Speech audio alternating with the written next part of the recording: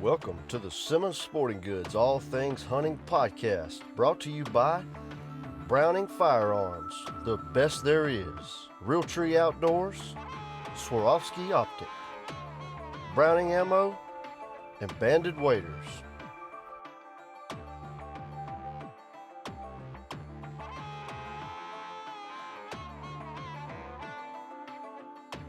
Here's your hosts, Caleb Wallace, Cole Barthel, and Kyle Bearfield. Hey guys, welcome back to the Simmons Sporting Goods All Things Hunting Podcast. This season we're going to do something a little different. We're going to introduce the beginning of our podcast. We're going to start off with some of our partners and vendors here at Simmons Sporting Goods and tell you a little bit about some of them. And turkey season's right around the corner, and also big bucks coming up. So this week we're going to tell you a little bit about Retay Shotguns and what a heck of a sale we got going on. If you any of their Masamara, you buy one, you get a GPS tactical pump shotgun absolutely free. So, I mean, everybody loves a free gun. Forgot about that. That's a great offer, yeah. Also, coming up first Saturday in March, is it the 5th? Let me double check on that, but yeah. Our big buck contest, the awards day is always first Saturday in March, which is the March 5th. You don't have to have a buck in the contest. You don't have to have hunted at all. All you got to do is be here that day. Realtree is giving away a Retay shotgun, Masamara 3.5-inch 12 gauge in Realtree timber. Be present to win. All you got to do is come to the Realtree table, sign up. We'll draw for it right there around probably 2 o'clock or so that evening whenever the prizes start. Cole usually does that, and as long as you're there in the crowd and your name gets pulled, free shotgun from Realtree that day. You, your wife, your daughter, whoever. Just be here and sign the whole What's family. That gun retail at? That gun retails at $13.49. That's Retay's. That's their best gun out, right? Right. Their best that's their gun. It just shoot 2 3/4 all the way up to 3.5. There's also, like I said, we're turkey season's coming up. Everybody's got it on their mind, thinking about it. There's several turkey edition shotguns from Retay that have they already have the rail on it to mount a red dot on, and a shorter barrel, the Masamara and the Gordian, in several different colors. And all the 20 gauge Masamaras come with the free GPS. So, and that is while supplies last. What is the GPS? It's a tactical pump shotgun. Right. Holds 5 rounds. Like a home defense? Yeah. Short barrel, home defense style. Gun retails at $299. So you're getting it for free. You're getting a $300 shotgun absolutely free. No mail-in rebate. No wait on this. No nothing. You get it right there in store the day that you buy your Masamara. That's pretty good. And if you're here for the big buck, not only is Retay giving away that shotgun with Realtree, but there's a ton of other gifts that'll be. Oh my gosh, there's a lot of giveaways. There'll be a lot of door prizes. If you did enter a deer, you're in the drawing for the $10,000 shopping spree. Yeah. There's a brand new Can-Am sitting right up there on the steps at the biggest typical deer within 200 miles of the store. Walking away with that. I'm not sure what that thing retails for. It's probably somewhere close to $10,000, I would guess. I would guess, no doubt, around 10. And not only is it the four-wheeler, shotgun, but all the categories. I mean, give away tons of prizes, tons of free stuff. Absolutely. I mean, there's so many dang categories now, it's hard to keep up with. But each category gets a ton of prizes, especially the kids. That's my favorite division is the youth division. That or the spike division. I like that's a little redneck coming out in you there, the spike division. We all like the spike division. But no, it's a good day. There's always stuff for plenty of food, things going on outside, inside, and every year we try to move the awards up earlier and earlier, so try to get people out of here. What time do they usually do the Try to do it around we try to do it around 2, try to do it around 2, 3 o'clock, because you got, and especially going back to the kids, you got a lot of people playing baseball already. Yep. And it's on a Saturday, so you got a lot of people playing ball, and you want to try to make sure to get all those kids, especially the ones that placed, an opportunity to get done with their ball game and get here before we start drawing prizes. Will anybody be here? Will they be scoring deer? Are they doing that this year, or do you know? I don't know if Buckmasters is here this year or not. I need to check and make sure. Last year they weren't due to COVID, but I'm thinking this year that they are. Okay. Gonna be here. We'll update that just as soon as I find out. Jack's gonna put him to work after last week, huh? Good gracious, that kid! I don't know how many 8-year-olds have ever killed 6 deer in 2.5 days, and 2 10 points, 2 8 points, a 5 point, and a doe. I'm pretty sure I can skin a deer and quarter it out just as quick as I can fillet a bass now. What Caleb's talking about is last week he took his son out to the lease in Texas, and Texas has a different program. We've talked about it before than a lot of other states, where it's called MLD, where they allow each ranch to get their own tags, and so as long as you fill the tags, you can kill more than one per day. That's right. You don't use your actual tags on your license. You just use those ranch tags. So you have to have your license number and put your license number in the ranch tag. The rancher has to sign off on it. You got to get there's a little bit to it. You got to keep up with some things. You got to take your job on out and all that. But you can rifle hunt from the 1st of October till the last day of February. So our boss, Jeff Simmons, he asked me a couple of weeks ago. He said, "You want to take Jackson to the ranch? We got a good many more bucks to kill." I was like, "Yeah, let's see if we can get him out of school." So I emailed his teacher. They sent all his work with him, and they had a 10-hour drive down there. So he was in the back seat doing his schoolwork so we could get there and hunt. And we got there within 2 hours. He had 3 deer on the ground, and the work began. I think I created a monster. I think you did too. Texas will do that. You better be careful. Yeah, I got a big processing bill and a big taxidermist bill ahead of me. That'll be worth it. It don't bother him at all. That don't cost him anything. It's free. Pretty good shell bill too, probably. Yeah. Ammunition bill. I brought like got a place you can get some. I brought 4 boxes of ammo with me, just because I always do going out there. And after that first day, I was like, dang, we may or may not have brought enough ammo. Because he did. I don't know if he was jerking or what, but the first deer, he actually missed it 3 times. And he'll probably be mad at me for telling on him, but he did. He missed 3 times, and he got aggravated. And he's like, I just don't want to do this anymore. I'm not shooting. I'm scared I'm going to miss. I was like, it don't be, we all miss. It happens. I was like, let's try it one more time. And he, next shot, dropped him. It was a 5 point. And then a doe comes out. And he said, Mr. Jeff said I can shoot all the deer I want. Let's shoot that doe. I said, well, go ahead. Drops it too. Well, then a 10 point comes out. I say, there's a pretty good buck. Let's get on it. He shoots, nails it. And then, we still got over an hour before dark. And he's like, hey, we may kill another one. I said, no, we're not going to kill another one this evening. Dad's going to be at the skinning shed till midnight tonight as it is. Let's start loading up. Yeah. He'll never forget that though, man. No, he won't. So but that was first afternoon, and the next morning he killed a good 8 point, and then the next evening he killed a cull 8 point, and then that last afternoon he killed a really nice 10 point that were shoulder. That one's getting shoulder mounted. 2 of his bigger ones are getting skull mounted. That and there were shoulder mounting for him.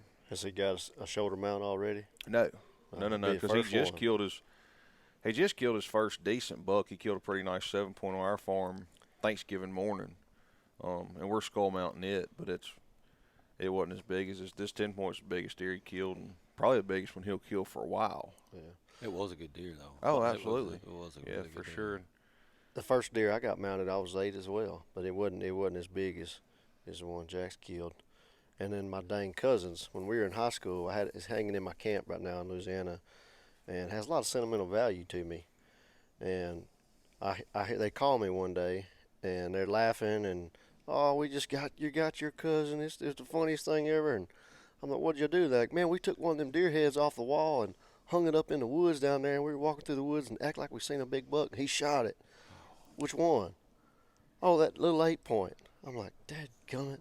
So now my 8 point, yeah, my first one. So it's got a big old hole in his neck where they shot him with a .444 during primitive season. Sorry, suckers. Rednecking. That's right. That's exactly what it is. What we gonna get into today?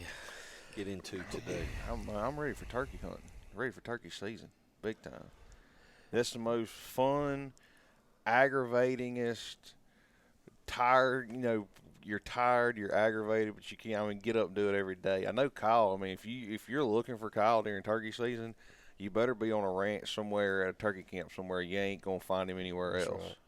Right. We get in the wind, about March 25th is when Alabama comes in this year, and I know all the Alabama guys are ticked off because that's 10 days late than it has been forever.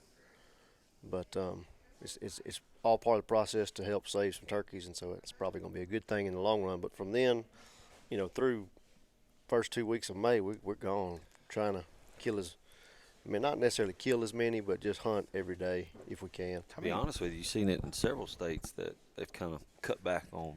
I know in Oklahoma, man, we were at 3 a couple of years ago. Mm-hmm. They cut back to one. One bird, yeah. And then shorten the season. Did it shorten in a week? Yeah. Right. I'm not sure what Georgia did and Mississippi. I'm not positive on that, but I know in several states, besides Louisiana, Texas, is the only one that hasn't really adjusted their restrictions much. Well, where we were, there don't need to adjust anything. There's plenty of turkeys down there. Texas I know there's a different animal. There's areas in Texas where there's everything. not many turkeys, but there are areas where they're every dang where. Mm-hmm. And I really wish they'd go to one bird in Louisiana.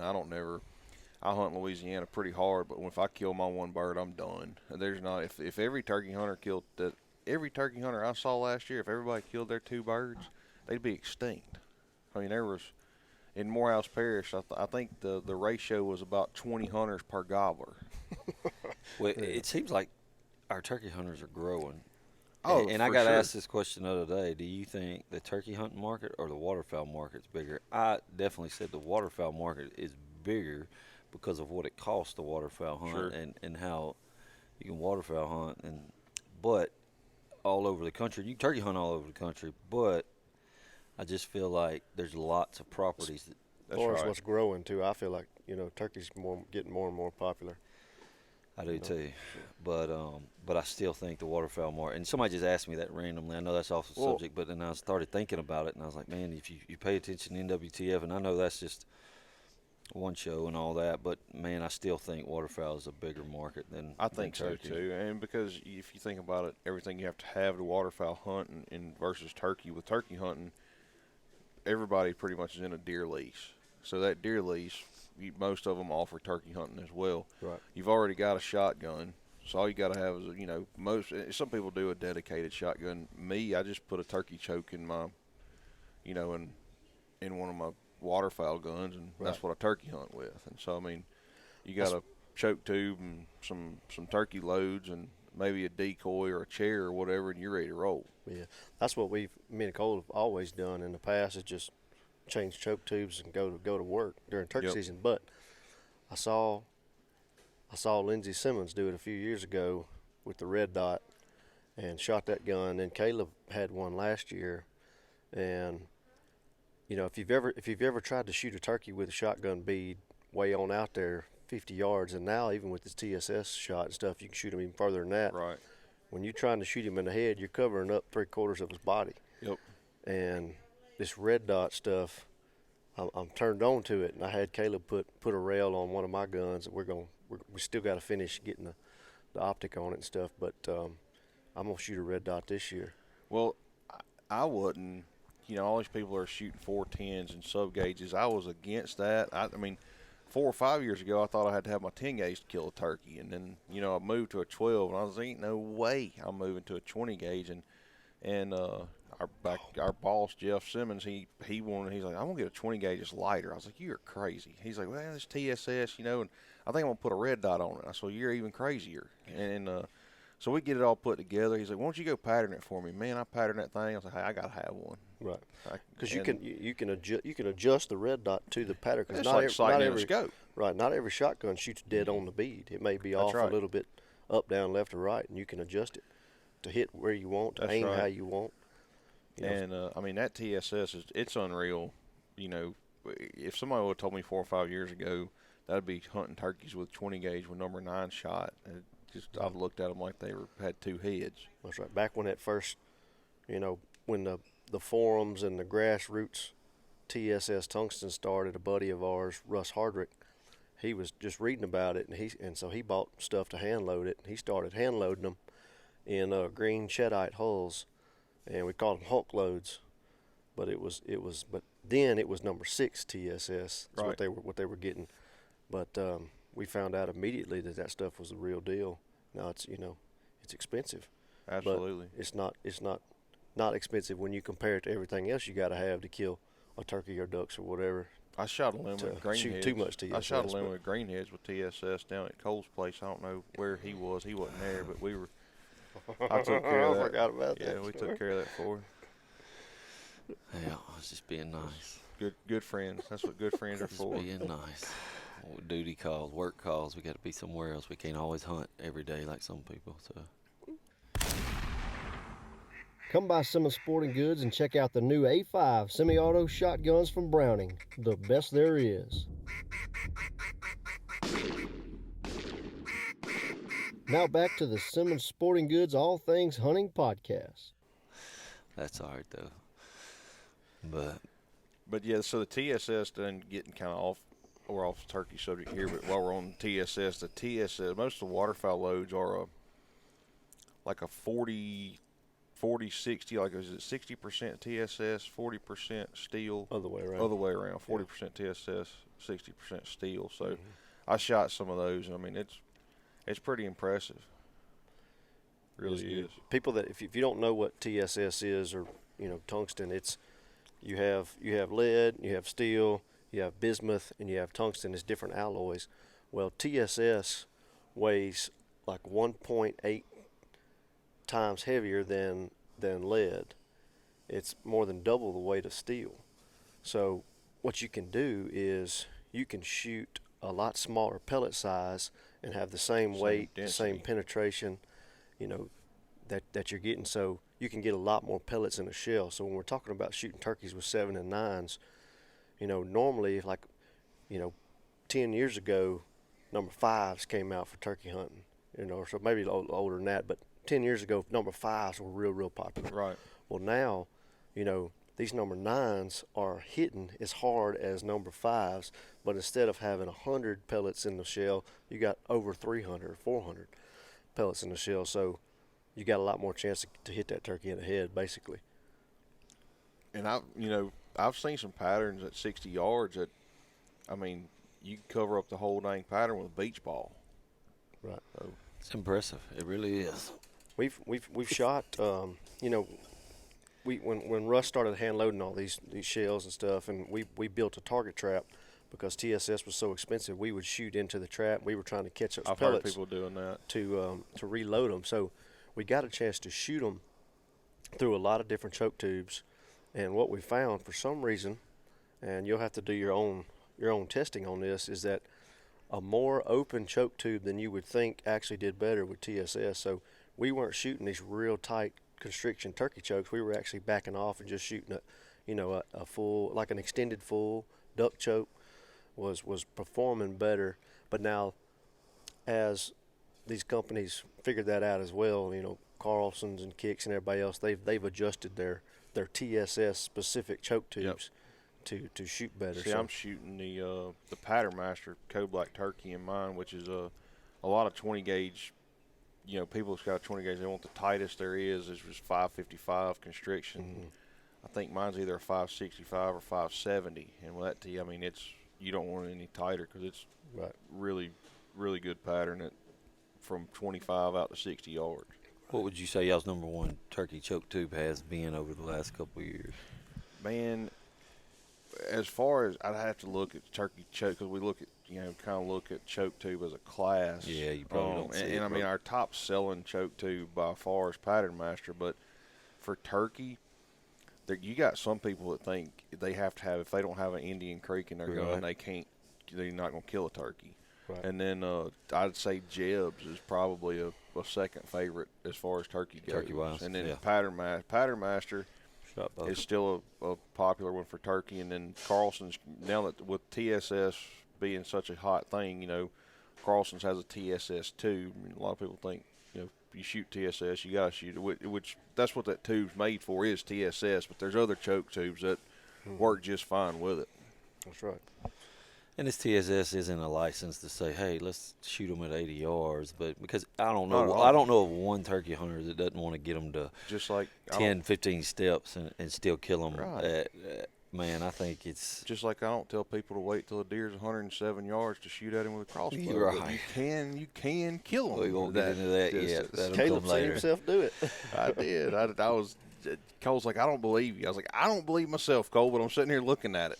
That's a whole nother podcast right there that we can get into later. But, man, it's just like with ducks and everything else, man. I know. I mean, you shoot them when you absolutely shoot them that far when you absolutely have to.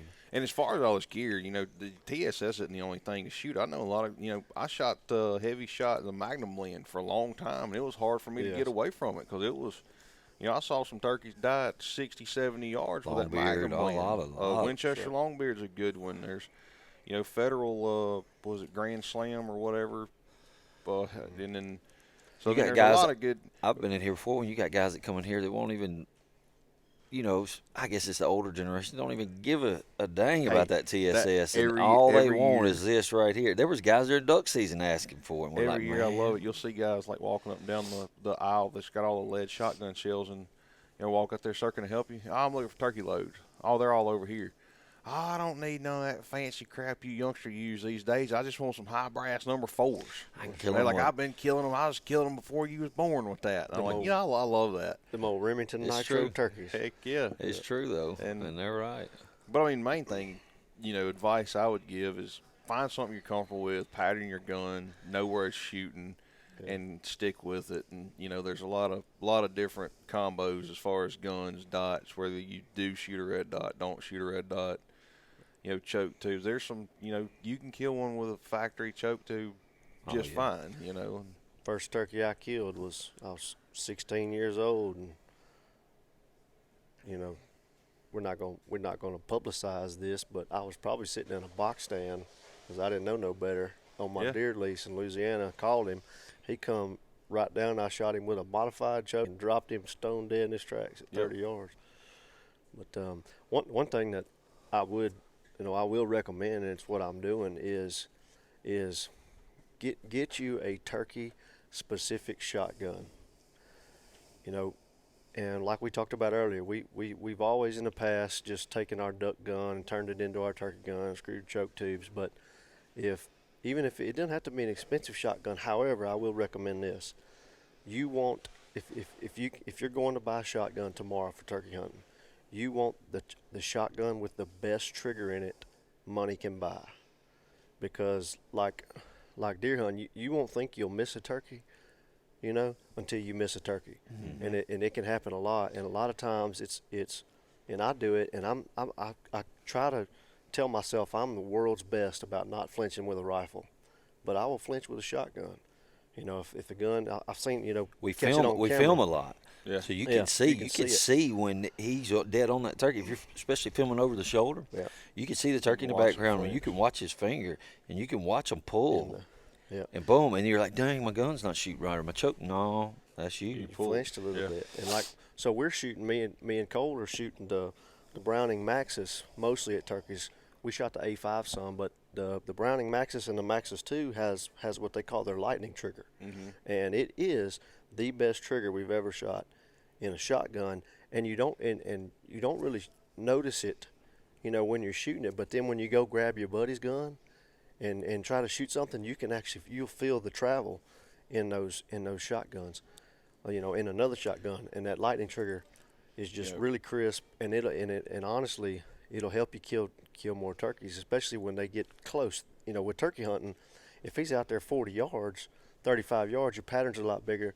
It's not as hard to kill him. But if he gets in there, inside 12 yards, you're shooting a baseball at him. Yeah.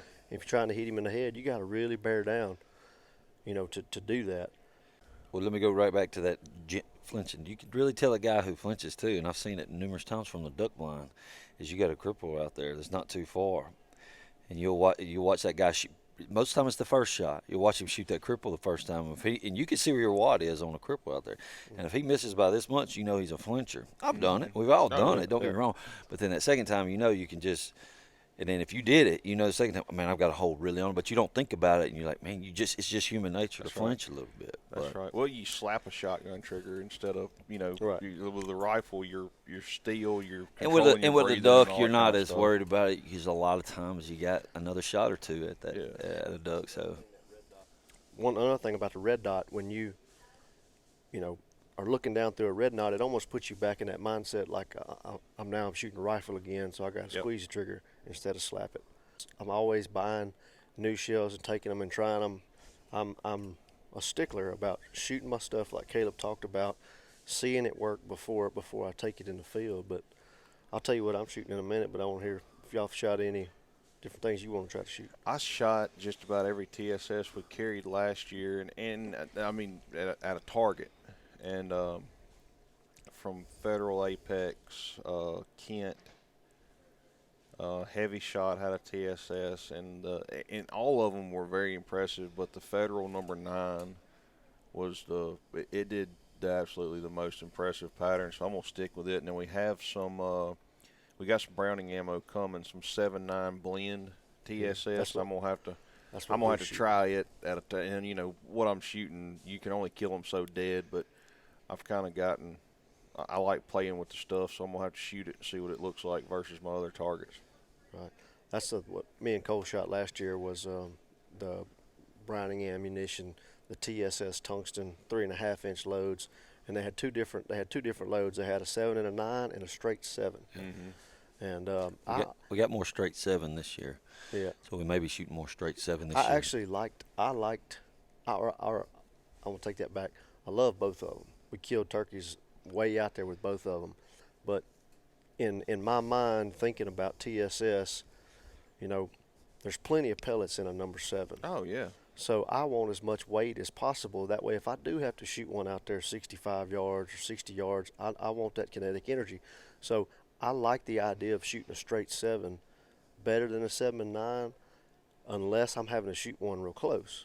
Then I want the 9s, just to maybe give me a little less chance of missing because I got more pellets. But last year when we patterned both loads, and that 7 and 9 blend, it was really, really good. And Caleb mentioned it earlier, but a 7 and 9, if you don't know what that is, it's a size 7 shot and a size 9 shot. They're blended together.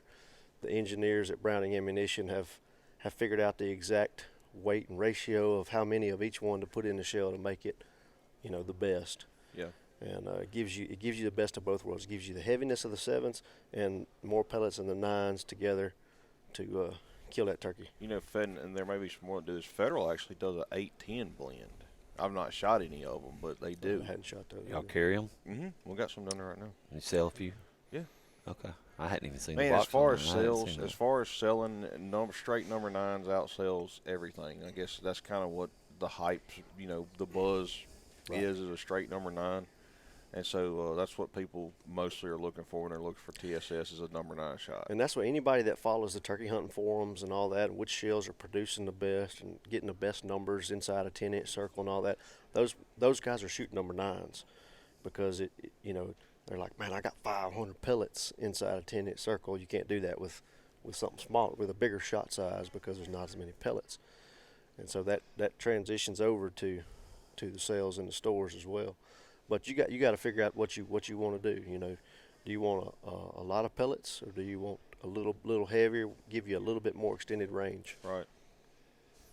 What about strategy, Cole? What's your turkey hunting strategy? Turkey hunting strategy? Go to Texas and sit by a feeder? No, I like to move though. I don't like this deer hunting turkey stuff. Man, I just assume not turkey hunt if I got to do that. To be honest with you, yeah. I mean, there's a fine line in moving too much and not. Right. And not moving, and going after them and then being a little more cautious. I know there's a fine line there, but this deer hunting and waiting on them and I know sometimes with kids and you got to do that a little bit more. But if we're at a place and it's a lot of deer hunting stuff and this and that and you got to be careful too, because I know some places like where me and Kyle hunted last year, a little bit in New Mexico where we went last year, which was an awesome hunt, and then in Oklahoma too where we hunt. And sometimes in Texas, you can't move as freely That's right. I mean, you got to be real strategic, whether you get below hills or get in tree lines or do this or do that, or sometimes get the truck and go a half a mile around them to make a move on something. But you just got to be careful, and you may have to sit more than I like on turkey hunting. I'm just not patient enough to at times. And deer hunting is different. I don't mind when we're actually deer hunting, but deer hunting turkeys and no offense, but ground blind hunting turkeys, I'm out. Yeah, I'm staying at the camp. I'm not doing it. I will go eat. I'll go sleep. And unless I got my little boy with me or got kids with you, I don't mind doing that. But I was gonna say I'm gonna probably put up a blind this year for Jack. Yeah, 100% with kids. 100% with kids. If I as I may offend some others, bow hunting turkeys, I'm out completely on. I've done it. I killed one with my bow, and I think Kyle has too. Mm-hmm. And we said, forget it. That's it. It's it. That's the And these guys that shoot, these guys, and we got some guys we know in Missouri that shoot some turkeys without blinds with a bow. I give it to them. That's impressive. I'm not knocking that at all. No. But the ground blind hunting for turkeys with a bow is an ultimate. Like I want it. If it's on TV, bang, I'm watching. So I ain't even looking at it. That's just me. But and if I bump a turkey and he's coming in and I spook him off, I get mad. Oh, yeah. I have not killed enough turkeys to be trying to hunt with a bow, no blind, and scaring turkeys. No, sir. No, 100%. No. I'm one of them that still. I mean, no way. I just assume we'll go scout for deer during turkey season, looking for sheds. I ain't doing that. No, I will never. Worst fisherman. But if I never catch a fish again the rest of my life, There's okay a chance with that could happen. There is a good chance. There's a good chance, but I'm just not a. I mean, I like running yo-yos, trot lines, that kind of fishing, but not talking about fishing. Sitting for turkeys. I mean, I guess it depends on where you are. Here in Louisiana, in Morehouse Parish, where there's so much pressure on them, and people start jacking with them. I mean, you can go 2 weeks before season and ride around these hunting leases out here, and just the number of people that are calling from the road. Box call out of the truck. Just educating the fire of them. So lots of times I'll sit in one spot till 11 o'clock sometimes, and I've killed, there's been a couple turkeys I've killed here, in Louisiana at 9:30, 10:45, whatever, and sitting in the same spot I was sitting at daylight, just listening, and because you hear a turkey gobble, and you end up hearing somebody call on another lease or something like that. Well, then you hear gravel popping, and you just sometimes it's best crow calls. Sometimes it's best to just sit still and let the people that are running around jacking with them scare them all away, and you scare them to you. That's right. That's a hard thing to do. What Caleb's talking about is strategies there's different strategies for everywhere in the country, and a lot of it, I think, like you just said, has to do with hunting pressure. Josh Honeycutt's writing an article for Realtree right now, Turkey. He reached out to us and asked, he says, I'm writing an article about, are southern turkeys harder to hunt than the rest of the world, and why do you think so? And I told him, absolutely, they are. But I used Louisiana for example. That turkey I was talking about when I was 16, that was about the time we first got turkeys on our property in Arcadia in the pine trees, and I could scratch 2 sticks together and that turkey come running to me. Heck yeah. But as more and more people started hunting, they're getting smarter and smarter. It's getting harder and harder. Especially you go to Mississippi and Alabama. I think Jeff Simmons says it. He says he thinks babies are born with a diaphragm call in their mouth in those 2 states. There's so many people turkey hunting, and so you have to adjust your tactics, based on that. You hear people talking about hunting in Alabama. They may call very softly, very rarely, and they're trying to hear the turkey kind of move, get as close as they can to the turkey without bumping him, then just finish him, within 100 yards or so. Whereas in Oklahoma and Texas, we can call more. I say those Rios, we talk about Rios. Everybody says Rios are easy. No, I say Rios are a little more friendly, so they respond more, They're more vocal. They're more of a group kind of oriented turkey. So, you can get away with more calling wise. Now, however, it's hard to find shade sometime in Texas and Oklahoma. There's not many trees and stuff, so it's hard to hide. And those turkeys are constantly bombarded by coyotes and stuff. They got eyes, I feel like it's the same bird. Their eyes aren't better than an eastern, but they're better at knowing their environment. There's not as many places to hide out there, so it's they know every thicket. They know every little clump. They know every tree. They know they know their routine. They know what they do. We've seen it so many times that we'll have trail cameras up on a food plot. Turkeys are coming in every day by 9 o'clock. You'll be sitting there. We've seen them. We've had them. It's been funny. They come running down the road, see you immediately, just turn around and run off, and you hadn't even blinked an eye.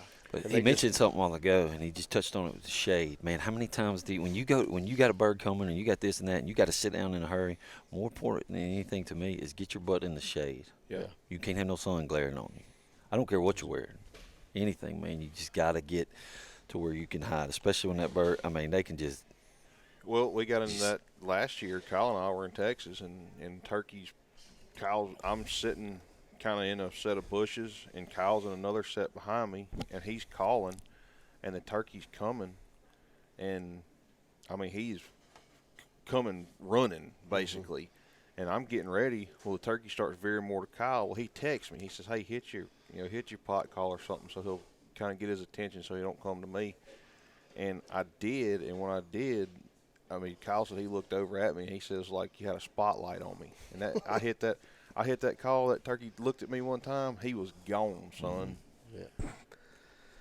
You also mentioned earlier too, Caleb's tactic on more, on more hunting pressure areas. Man, it relates a lot with waterfowl hunting too, because he was talking about sometimes you got to sit. And when I said I don't like deer hunting, I was more deer hunting turkeys. It was more referring to ground blind hunting, waiting over a food plot, waiting for. But he was dead on his tactic of sitting. Well, the same thing goes with waterfowl hunting in public land too. Sometimes you got to wait them out. You got to wait for the crazies to get out of there, get the boats out, get out of there, and you don't kill your ducks until 10 to 2 or 10 to 12, whatever time you got to be out of there. So that is a great tactic, and it goes dead on with waterfowl hunting and turkey hunting and everything. So not just public land. I'm talking heavy pressured land, like you said, hunting clubs as well. So. Yeah. If y'all don't mind, we'll take a little break, and then we'll dive back into some more strategy in turkey hunting. Come by Simmons Sporting Goods and check out the new models of the X-Bolt rifle from Browning, the best there is. Now back to the Simmons Sporting Goods All Things Hunting Podcast. Welcome back, everybody, to the latest Simmons Sporting Goods All Things Hunting Podcast. We've been talking about turkey hunting. It's one of all three of our, greatest passions. We all love to turkey hunt, and just looking forward to the season's right around the corner. But, everybody, when NWTF show happens, everybody kind of switches over from deer hunting and duck hunting, and they all mindset goes to turkey. That just happened this weekend. So people are posting a lot on social media, turkey stuff.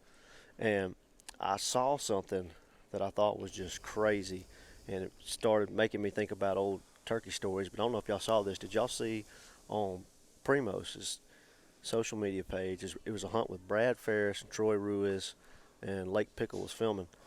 The turkey that roosted, when it comes by him, the turkey goes to roost, and he hits a power line and fries himself. A longbeard. It's on Facebook. It's pretty awesome. Like they mention it, and you see the angle is a GoPro angle, I think, back at Brad and them hunting, and they're sitting there, and you see turkeys flying up, and then all of a sudden you just see the flash of, and they're like, "Man, did that turkey hit the power line?" And they're like, "I think so." And they walk over, and he's stone dead, big old longbeard. Where'd that happen at? Man, dead. He's in Mississippi. Oh gosh. And flew into a power line and died. But that just crazy things happen hunting that you would never expect. Yeah. We had one time I was hunting and had called this longbeard. He'd been gobbling, coming in, and me, when I turkey hunt, and it wasn't always like this, but now I like to see the turkeys put on a show. Oh yeah. When they come in, I don't shoot them real fast unless the gig is up, and they booger and they're leaving, but. So I had this turkey, and I called him in, and he wasn't all the way to the decoys. He was about 40 yards, and I'm trying to make up my mind: should I shoot him? Should I not? And all of a sudden, about the time I thumped the safety off, said, yeah, I'm about to shoot him because I seen him break strut. He comes running straight at me and flies up and lands above my head just a little higher than what I could reach. And I was like, just blew my mind. What in the world? And the next thing I know, I seen a coyote at Mach 5 come running right at, Turkey seen that coyote coming and flew up and landed in the tree above me. But just lots of cool so you things killed the happened. coyote and the turkey? I did not kill the coyote, but we may have ate that turkey. I got you. We may have ate that turkey. It's hard. You can't eat a coyote, but yeah. So I'm with you there. But during turkey hunting, there has been some coyotes and some pigs killed during turkey hunting. Oh, yeah. Raccoons, snakes. I have been woken up from a nap from a coyote bombing my decoy. Oh, yeah. I'm talking about like the most loudest noise, like what in the world just happened? And I look up and my decoy is flattened, and Stevie was with me and my wife was hunting with me, and the coyote's running off. She's like, a coyote hit the decoy. And I'm like, well, why didn't you shoot him? She's like, because you didn't tell me to. And I'm like, well, I was asleep. Sleeping on the job. I was asleep. Hey, there has been some hardcore naps turkey hunting and woke up to a gobble or woke up to something like, oh, my gosh. Turkey strutting in a food plot. It is an awesome feeling, though. Yeah. That is pretty fun. And or same thing goes with deer hunting, too. Woke up, dang, how'd that deer get there? Yeah. Out in the food plot. Golly, how are they out there already? Yeah, I used to work for a guy that he liked deer hunting. He liked to check his cameras and, run his feeders and all that. But to say he was technologically challenged was an understatement. So I was the camera guy, the feeder fixer or whatever. And so one morning he said, hey, run down there, whatever stand, and get that, swap those SD cards on your way to the office this morning. I want to look at my deer pictures. Okay. I get them. We're sitting there looking, and I said, that's pretty dang nice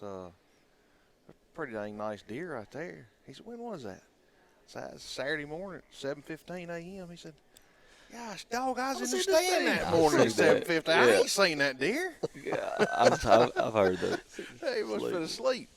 You sure that time and date's right? I said, positive. Double time check and that date's camera right. like, Yeah. man, I think it's off a day. Yeah. You sure that's right? That's AM and PM. You sure that's right? No, that's pretty funny though. So no, I don't sleep turkey hunting in Louisiana because they can be. I've killed several birds here that have never made a sound. Yeah. I mean, one of the turkey I killed 2 or 3 years ago, it was straight up like deer hunting. I was sitting there and it was about close to 11 o'clock. I was getting ready to go, and I caught something out of a glimpse of my eye, and he's walking down a logging trail, just walking along, and I just happened to be right place, right time. So. And that happens, man. That happens some as well. I think that goes back to hunting pressure too, and predator pressure. Coyotes, sometimes will make them not shut up, but it could be genetic. So kill every turkey that doesn't gobble because we don't like them. I do. Get the genes out of there. Trust me, I do. I'm not waiting on him to put on a show. I don't care if he puts on a show. Caleb is not lying. If you're trying to film Caleb shoot a turkey, you better be on your A game. Well, first of all, you got to be on the right turkey. Yes, this is true. If you ain't sitting right beside him or right behind him, it's you got to be down film his job. barrel, and you got to have a good enough lens to zoom in on the turkey, like through the brush, where you could barely see a little piece of his head, just enough to know it's a longbeard. That turkey's dead. Caleb ain't letting him come on in anymore. I laughed at that. It was Caleb. That turkey's he's right there around the corner. He coming in gobbling. I ain't even seen the turkey yet. Caleb done shot. Turkey's flopping. Like, holy cow, what did he just kill? So I think Kyle didn't see the turkey I shot. I didn't see the turkey Kyle was filming, so he's got pretty good footage of me shooting. Turkey flies off. He's like, what happened? I was like, the bird's flopping. Yeah. Kyle mentioned one thing before. We're going to touch on some decoys here in just a second, but Kyle mentioned one thing about being some of our greatest passions. I want to touch on this real fast. These turkey guys, I would almost say, I'll go ahead and say turkey hunting is not my greatest passion. It is not my favorite thing. I love it, don't get me wrong, and I'm going to turkey hunt. We're going to turkey hunt a lot.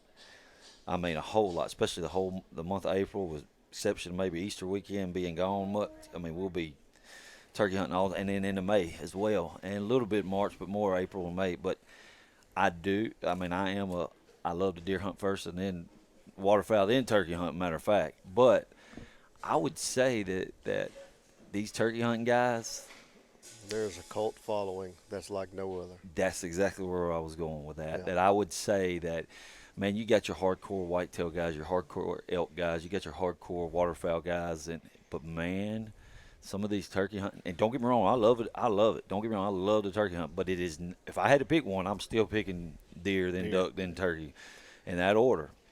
But it is, man, I give it to those turkey guys, man. And a lot of times it's a 30-day hunt for them, 30-day season for them, and they're or if you go to Arkansas, it's 2 weeks in Arkansas. Weeks. Those Arkansas turkey hunters are more mad than anything. What about your boy Culpepper? How many days does he turkey I don't hunt even out want of to the know year? what he does. He goes from mid-March till the end of May. Yeah, Finished up in Maine. That dude's bound to walk like 2,000 miles during turkey season. He's more mad at him than there's probably some guys that can equal him. But Back to Retay, Jesse Heiling, who's the national sales manager for Retay. I called him last year, and he was out of breath, whatever. And he's like, "Hey man, I'll have to call you back." I was like, "All right, you all right?" He's like, "Yeah, I'm hunting with Culpepper." He said, "Dude's wearing me out. He's trying to keep up with him."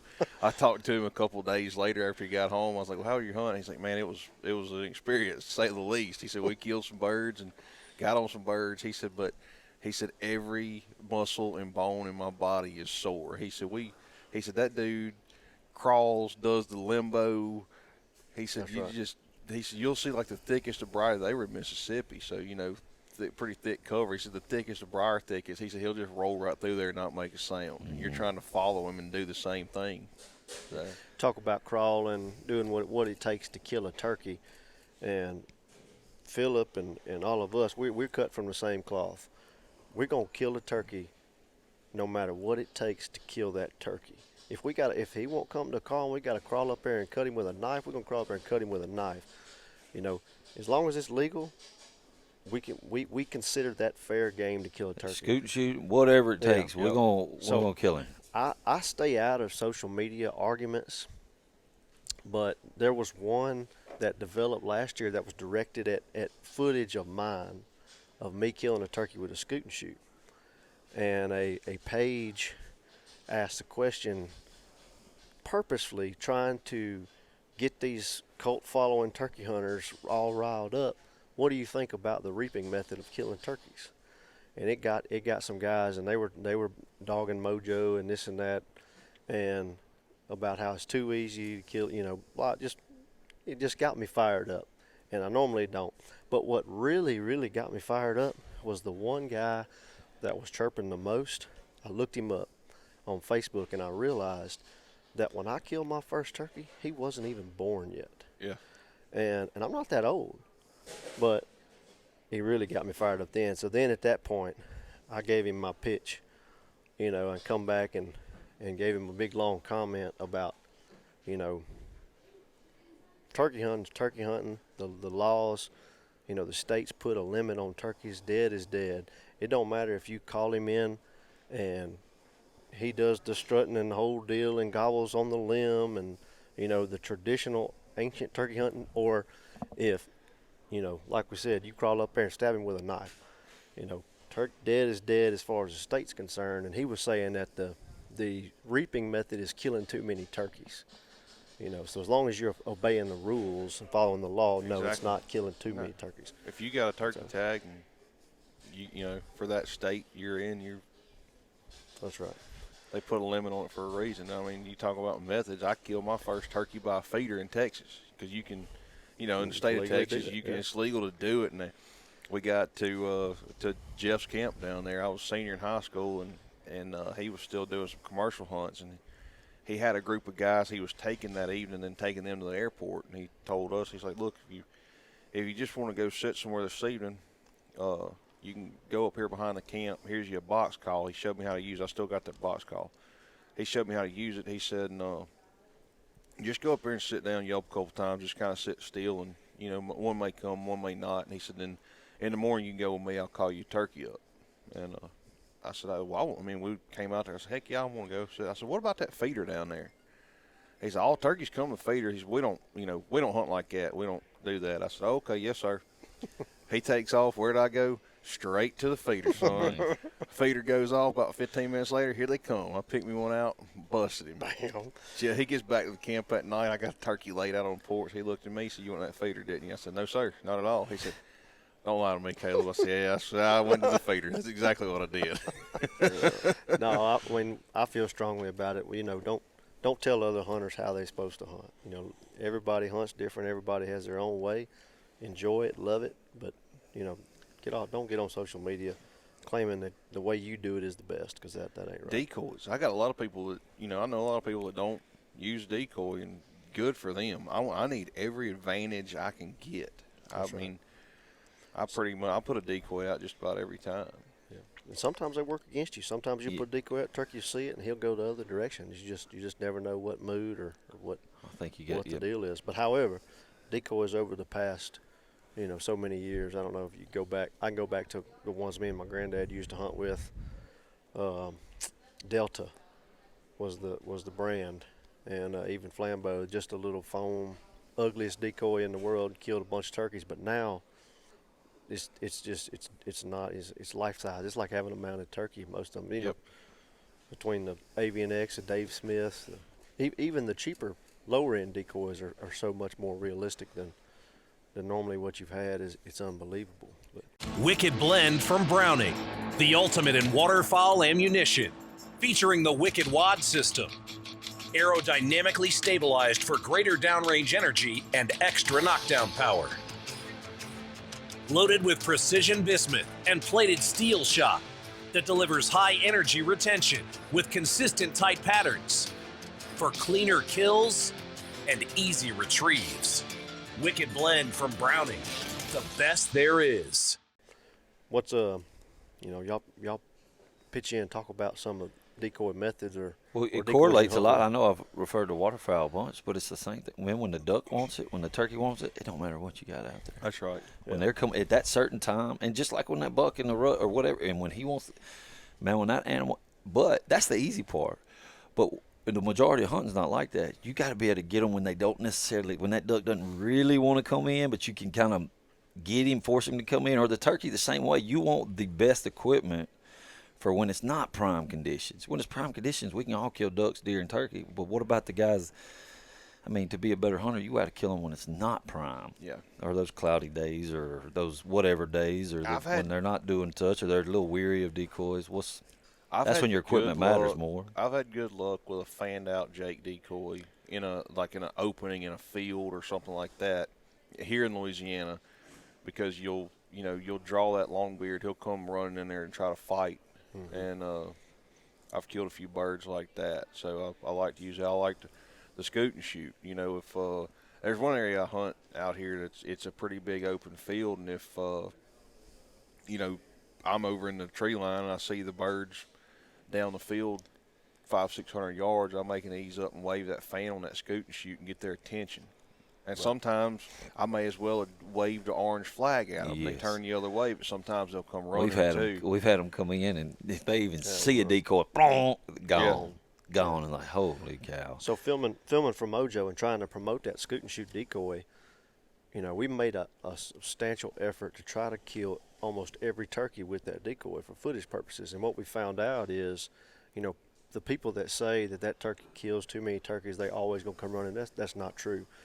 We did not get them to commit all the way more than they did. In fact, I only killed one last year that actually come in to my face ready to fight the decoy. They hung up for whatever reason, 40, 50 yards, just kind of probably because they could see a redneck behind it. Well, you see, like, you go back to social media, you don't see the failed opportunities. You don't see the failed. You just the failed chance. Exactly.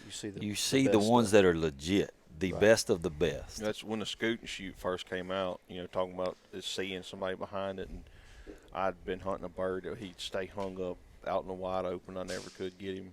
I'd go the next morning to where he came out in the field that day, and he'd come out where I was the morning before and just hunt it. Well, Hunter's out in Texas hunting with another good friend of ours, Daniel Eccles, and Hunter's got he videos on his phone, and Daniel's like little small, stealthy guy. He's balled up behind that decoy about the size of a basketball, scooting along there. And Hunter's like, "This is what you need.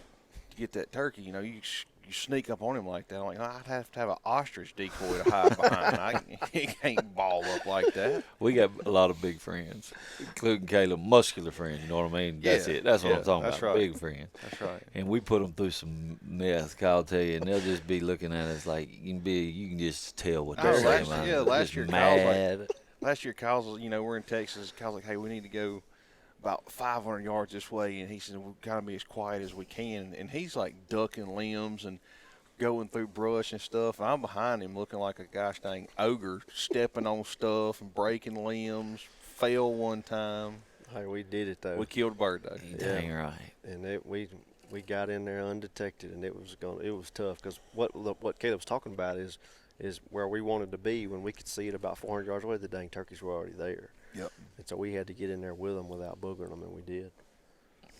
Well, we got turkey season. Big bucks, Saturday, March 5th, first Saturday in March. Yep.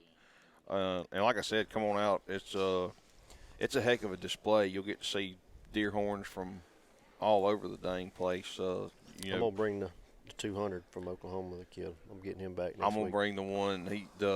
The deer I killed in Oklahoma this year. I don't think our taxidermist. I don't think he's got him. I'm not gonna have him ready, but I'm gonna have the horns. The rack. Okay, good. The rack anyway, and but yeah, there'll be a lot of deer displayed.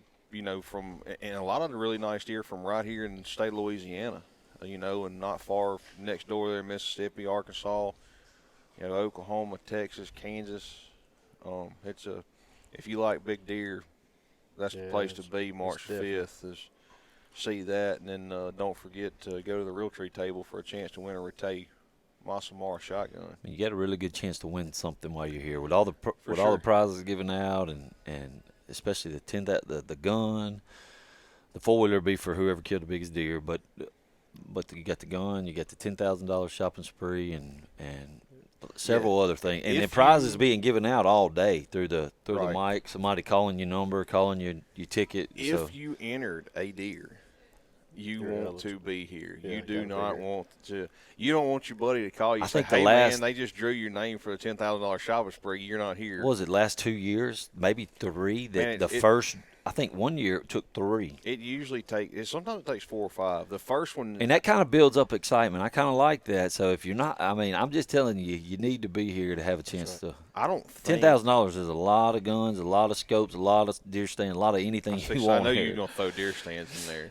That's it. But I don't know. It's a pretty special day. I don't think we've ever drawn.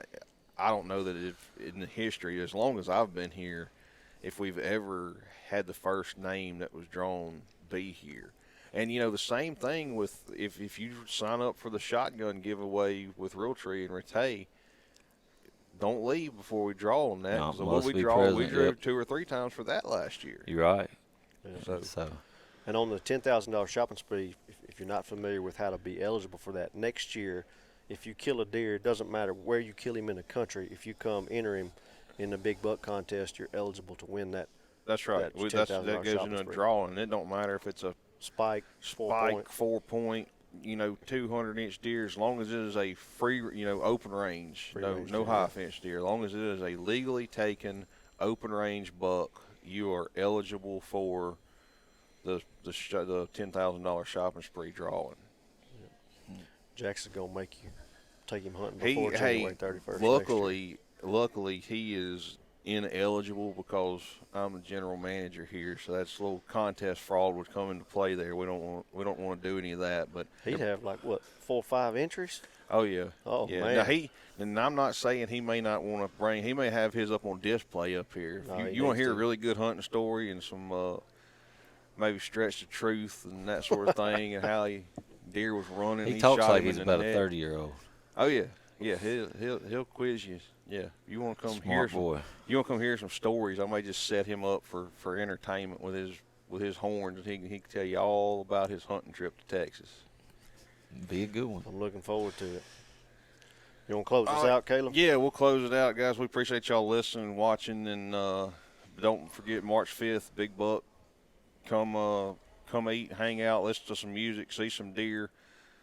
Sign up for all the giveaways, and another thing I like about that day is just all the hunters get to interact with each other. That's right. People people, you end up seeing people become friends that, didn't even know each other, and talking about Jackson, but there'll be a lot of kids here with deer that they killed, and it's always fun to me watching all the older folks ask them, hey, where'd you kill that deer? How'd you kill that deer?